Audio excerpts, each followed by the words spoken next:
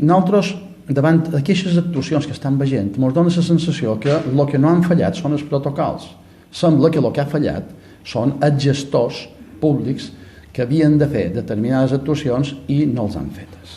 Per això, i ho ha fet també en Llorenç i el Mes, nosaltres hem de demanar que es cesse immediat d'en Javier de Juan, el responsable de CIMAS.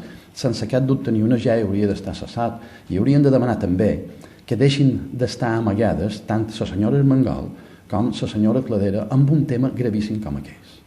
Mirin, l'oscurantisme, l'opacitat i la falta de transparència són senyals d'aquell govern d'esquerres, d'aquell govern de la senyora Armengol i ara de la senyora Cladera també en el Consell Insular de Mallorca.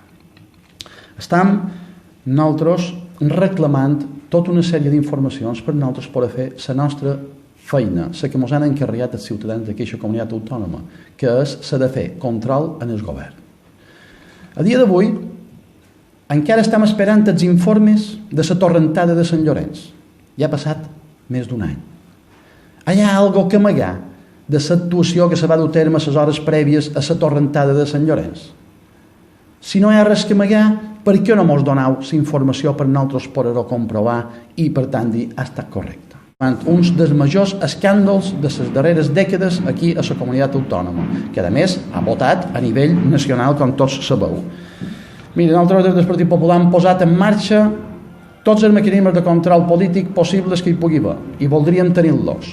I el que sí els vull dir és que una vegada puguem tenir aquesta informació i haver-la estudiada, després ens plantejarem si efectivament hi ha recorregut penal per alguns d'aquells responsables, que haurien de dir irresponsables polítics d'aquell govern d'esquerres actual, per veure si no han fet les feines que havien de fer i han mantingut o han ocasionat per la seva falta de rigor a la seva gestió, han ocasionat que estiguin passant aquells casos gravíssims.